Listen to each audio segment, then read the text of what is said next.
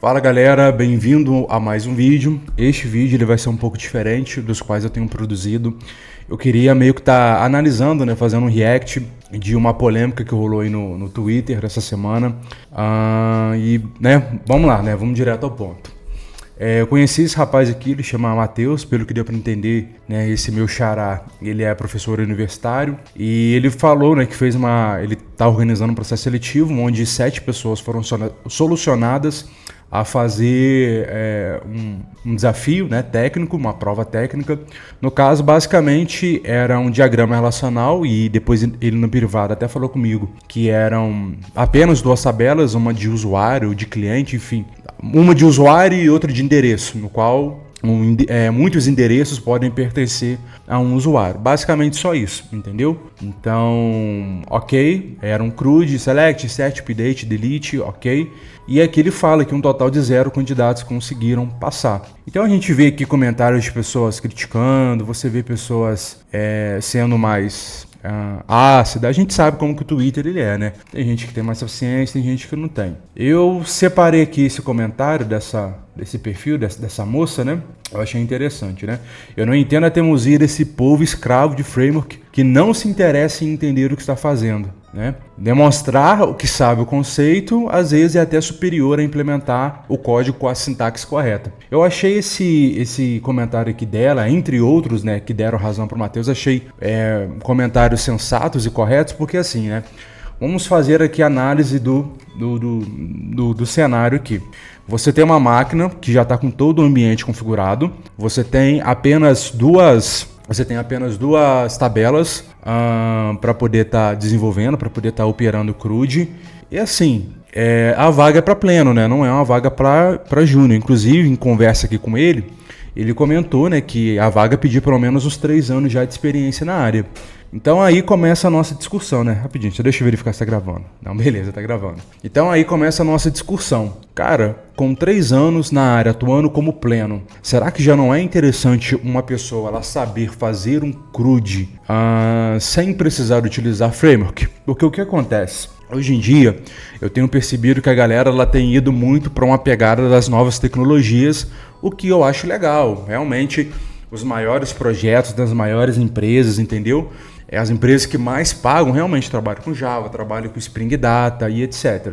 Perdão, trabalham com Spring Boot, mais os seus derivados, né? Um Spring Data, o Spring Web, etc. Beleza. Mas será que não é interessante o desenvolvedor ele ter um interesse de saber como que as coisas elas funcionam por debaixo dos panos, que nem o comentário aqui, né, da moça, né, de como que funciona ali o conceito? Porque eu tenho até um vídeo no meu canal que eu falo da diferença do JDBC, do JPA e do Hibernate e do Spring Data JPA. Basicamente, toda vez que você precisa fazer uma conexão de forma nativa dentro da JDK com banco relacional, você sempre vai estar trabalhando com JDBC. O JPA, ele já serve para poder... Ele é uma especificação, né? Então ele faz parte do Java EE, é uma especificação que por conta própria não funciona sozinha, precisa de uma implementação, que no caso é o Hibernate. E essa especificação ela nos ensina como trabalhar ali com ORM, que é o mapeamento de objeto relacional. Então vamos lá. No nível mais baixo você tem um JDBC puro, que eu já vou mostrar para vocês. Depois você tem um ORM, que tem a sua especificação sendo JPA, e o Hibernate sendo a implementação dessa especificação. Ok. Depois a gente tem o Spring Data JPA, que abstrai mais ainda a implementação do JPA. Então, assim, quando você cria um projeto com as dependências Spring Web, Spring Data JPA, você está assim, até então você está no nível máximo de abstração e realmente não tem nem mais como abstrair mais do que aquilo. Porque se você está num projeto Spring, literalmente é só você passar a string de conexão lá no Application Property, você já tem todo o seu banco configurado e depois é só você criar lá, né, seu pacotinho de entidades, né, seu entity, e criar lá seu usuário, seu endereço, botar o @entity, fazer todo o mapeamento, né, na coluna ID, colocar a anotação ID, ou seja, de fato é muito fácil, entendeu? Porque o objetivo do framework é trazer uma facilidade, né? Uma maior facilidade mesmo no desenvolvimento. Mas aí que tá. Será que essa galera que está entrando no mercado de tecnologia ela não está acostumada muito com framework? ao ponto de que um dev pleno, alguém que já está na área há 3, 4 anos, não conseguir fazer um CRUD com JDBC puro, simples. Então, assim, não quero me estender muito nesse vídeo, é mais uma análise. Eu, particularmente, assim, até dou razão, sabe, pro Matheus. A única coisa que eu não concordei muito é mais no valor da vaga. Eu acho que para pleno é um pouquinho baixo, mas isso já não tem nada a ver com ele, entendeu?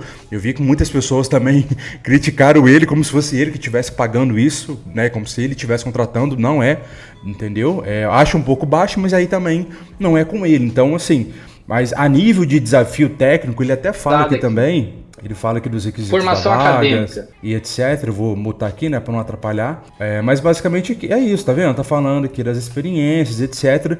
Não tem nada de fora da curva. Hoje, se você for trabalhar, por exemplo, no Mercado Livre, se você for pegar uma vaga como júnior no Itaú, como engenheiro de software, eu tô para te falar que como júnior já deve ter até mais requisito do que isso daqui. Já vai te forçar mais a saber de Docker, vai te forçar mais a saber de AWS, de observabilidade, de microserviços, e aí vai uma cacetada de coisa. Então, assim, a vaga tá até uma vaga bacana, justa, entendeu? E aqui, né, ele contou um pouco, né, das descrições da vaga. Hoje, domingo, ele já gravou um outro vídeo trazendo, né, um exemplo de implementação, e eu vou deixar esses dois vídeos Vou deixar esses dois vídeos aqui também na descrição, mas basicamente eu acho que sim. Eu acho que a galera está acostumando muito com o framework. Outro exemplo é o seguinte, né? Quando a gente trabalha ali com o Spring Web, por exemplo, né? Como que a requisição chega até os controladores? O que é um servlet? Se eu precisar implementar um Java Web puro, será que eu sei trabalhar? Será que eu sei como implementar? Ah, não, mas o Spring Web abstrai isso tudo para mim. Pô, beleza. Isso eu concordo. Mas será que isso daí não é perigoso? Eu não estou falando que você não tem que estudar as novas tecnologias que são tendências, porque se elas são tendências, sim, você tem que ter um olhar para ela. Mas ao mesmo tempo isso não significa que você também não tem que entender o que está acontecendo por debaixo dos panos. Então, sim, acho que a galera está mal acostumada, a galera está às vezes deixando sim a desejar, porque o conhecimento está se tornando cada vez mais cru, cada vez mais raso, e vi um monte de pessoa criticando, tipo assim, achando um absurdo cobrar isso de um pleno, e cara, não é, cara, não é. Eu acho que existem dois extremos que eu vejo muito na área de TI. Existe aquela pessoa que às vezes é muito fora da curva e ela meio que acha que todo mundo tem que ser igual a ela, uma pessoa assim muito diferenciada. E a gente sabe que não é todo mundo que vai ser diferenciado igual essas pessoas. Então tem aquele cara que é bem nerdola mesmo, aquela inteligência fora da curva. E essa pessoa precisa ter em mente que nem todo mundo vai ser tão inteligente, vai ter tanta dedicação também a se aprofundar tão tecnicamente como ela se aprofundou, mas também tem um nível, cara, que é da galera que, tipo assim, tá reclamando de tudo também, entendeu? Tá reclamando de tudo, que tudo é cobrança demais, tudo é exagerado demais. E não, tem certas coisinhas que você tem que cobrar, você tem que ver se a pessoa tá entendendo o que tá fazendo e etc, entendeu? E pô, é um CRUD, cara. CRUD é coisa básica. É interessante você saber fazer um CRUD na sua linguagem, qualquer linguagem, não só Java, tanto com o framework como também de forma nativa. É muito importante vocês saberem implementar. Então, olha só. Como ele era um CRUD, o que eu fiz? Eu criei aqui uma aplicação onde basicamente ele vai imprimir um sysout, né? Ele vai colocar aqui, escolha a sua opção 1, 2, 3.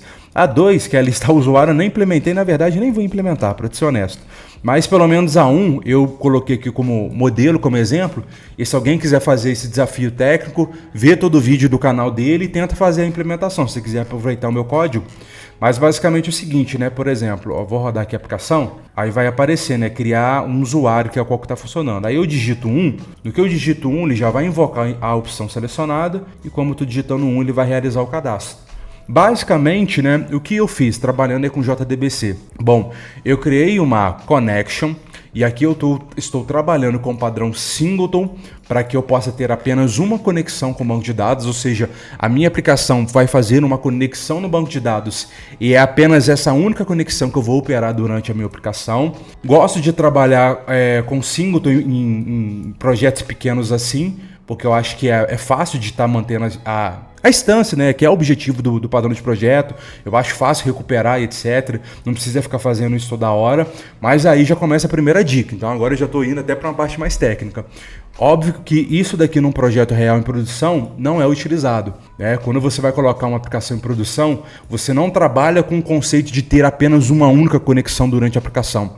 Imagina uma aplicação Spring, que é uma API REST também, que recebe milhares e milhares de requisição. Imagina você ter apenas uma conexão para poder interagir com o banco de dados. Isso não é a melhor prática. Isso daqui é um exemplo bom para quando você tem uma aplicação assim, né? Um application, um console application, somente isso. Agora, no projeto real, o conceito que nós trabalhamos é pool de conexões. E geralmente existem algumas libs que fazem isso, como Hikari. Eu sempre erro a pronúncia, mas se não me engano é Hikari mesmo. A gente tem o Hikari como gerenciador de um pool de conexões, então você já configura um número mínimo, por exemplo, eu quero ou um número mínimo de tantos, ou um número máximo, enfim, você faz uma configuração e ele já cria várias conexões, né, a depender da sua configuração e de acordo com as requisições que a tua aplicação está recebendo.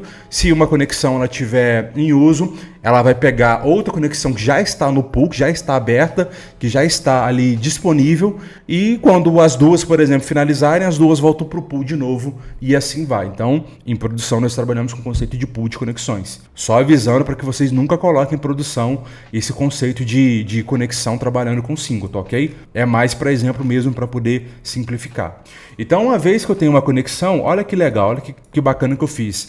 Eu já passei o auto-commit para false. Por quê? Porque toda vez que eu mando dar o execute update ou só o execute, ele já opera, ele já realiza, né, a operação e pronto, já era, entendeu? Então eu estou querendo colocar o commit como false, por quê? Porque eu quero tanto criar o cliente, deixa eu colocar aqui nessa linha, que eu acho que vai ficar mais legível. Aí aqui vai me retornar um ID, né, que eu vou chamar de ID, ok? Acho que eu vou commitar até assim, pronto. Aí vai ficar assim. Então o que está acontecendo aqui? Deixa eu ver porque está dando erro. Ah tá, tem que passar o connection também. Beleza. Então o que está acontecendo aqui? Minha conexão está como auto-commit false. Por quê? Porque eu quero criar um cliente, eu quero criar o endereço que já está atrelado a esse ID de cliente que acabou de ser persistido. Então como eu estou trabalhando com auto-incremento, o que acontece? Meu primeiro registro, por exemplo, vai ser o ID 1, então ele já vai me retornar o ID 1, e esse mesmo 1 será setado para o endereço, entendeu? Então na hora que eu cadastrar meu endereço ele tem, deixa eu ver aqui, minha tabela de endereço também, né, tem o seu próprio ID, né, claro. Aí ele tem, né, logradouro, número, bairro e o ID cliente que acabou de ser cadastrado. Então eu passo esse ID cliente que acabou de ser cadastrado, e se ocorrer tudo bem, aí sim eu mando commitar. Aí sim eu realizo a operação de commit. Por quê? Porque eu não quero dados inconsistentes. Eu não quero ou salvar um endereço e dar algum problema na hora de salvar o cliente, ou salvar o cliente e não salvar o endereço.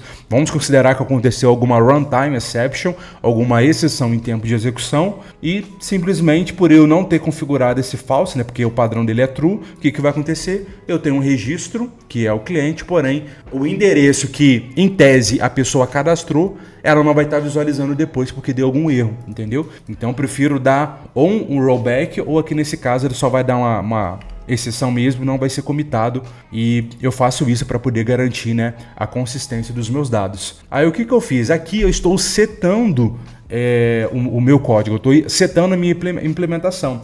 O mais correto é fazer que nem ele fez aqui na implementação dele. Ele criou um DAO, entendeu? Então ele está trabalhando com a questão ali, né, de ter um objeto mesmo que vai receber como parâmetro. Então aqui, por exemplo, em vez de eu estar setando o Matheus, ele ia estar recebendo um usuário, por exemplo, pronto, get nome e assim por diante. Aqui eu estou setando só de exemplo, né? Se você tem o interesse de poder fazer esse desafio técnico, eu já estou com o modelo desenhado e é só você trabalhar, né, com o conceito aí de DAO, fazer os mapeamentos do objeto e fazer essa modificação. Então, em vez de ser dados setados, mocados, que nem eu fiz, só para poder ganhar tempo, você simplesmente faz esse ajuste, beleza? Mas aí eu setei aqui o meu nome, setei aqui meu sobrenome, a idade, mandei executar, pedi, né, para poder recuperar aí os dados que foram salvos, e com isso eu peguei o ID, ok? E para poder fazer com que isso venha a funcionar, você tem que, além de passar o insert, o meu insert ele tá aqui, tá vendo? Além de passar o insert, você tem que passar essa configuração aqui, ó.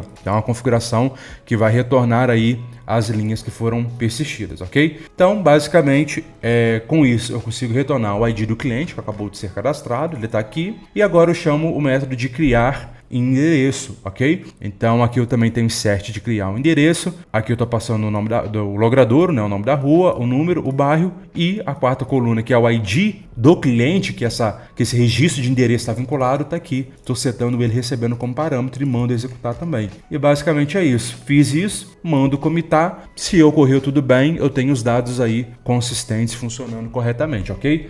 Bom, esta é uma aplicação muito simples, muito objetiva. Vou até aqui, ó, vou dar um select aqui para vocês que vocês possam visualizar. Tá vendo? Eu não tenho nenhum registro. Vou digitar aqui o valor 1. Beleza, já deve ter sido persistido, tá vendo? Então tá aqui o ID 1 e para o endereço a mesma coisa também. Então tá aqui o ID também que é auto-incremento e o cliente 1. Se eu mandar de novo, ele vai persistir de novo e assim por diante. Mas é claro, né? O melhor dos mundos seria você criar, né? Tipo, além de você estar trabalhando lá com DAO, tá trabalhando com objeto, você colocar, né? Digite seu nome, digite sua idade, digite seu usuário, enfim, né? Deixar de uma forma mais personalizável e não mocada, ok? Bom, basicamente é isso. Só lembrando, né, que isso que eu fiz aqui do commit no Spring, né, no JPA, é o conceito de transação. Então, isso que eu estou fazendo é basicamente criar uma transação onde, se alguma coisa acontece, ela não consegue estar commitando e é feito rollback. Basicamente é isso. Meu conselho, estude bastante, não seja apenas dependente de framework, procure entender os conceitos. Nessas horas de entender o conceito, às vezes estou com dificuldade, eu uso muito o ChatGPT para poder clarear a minha mente, para poder me dar exemplos. Às vezes a documentação está com um exemplo que eu não consigo entender muito bem. Eu uso sim o ChatGPT, ele me orienta, ele me traz uma luz às vezes de algo que eu estou com dificuldade. E assim você vai estudando, aprofundando, entrando numa pegada mais técnica, entrando numa pegada mais nativa mesmo da linguagem que você trabalha, para que você não venha ficar apenas atrelado a framework, para que você não torne um desenvolvedor Spring. Na verdade, se você trabalha com Java, você tem que ser um desenvolvedor Java, que o Spring é uma ferramenta no qual você usa. Mas, acima de tudo, você sabe fazer os recursos e as operações de forma nativa, utilizando Java, sem necessariamente precisar ali de um framework, de alguma coisa que alguém já fez e que funciona. Você também sabe dar os seus próprios pulos. Tome cuidado com os cursos que vocês veem por aí. Tome cuidado com as promessas enganosas que vocês veem por aí. Estude bastante. Para quem é júnior, a concorrência está muito alta, muito difícil. Então procure entender os fundamentos para que você venha se sobressair na área. Bom, estou finalizando este vídeo. Um grande abraço. Vejo vocês até a próxima. Valeu, galera. Fui.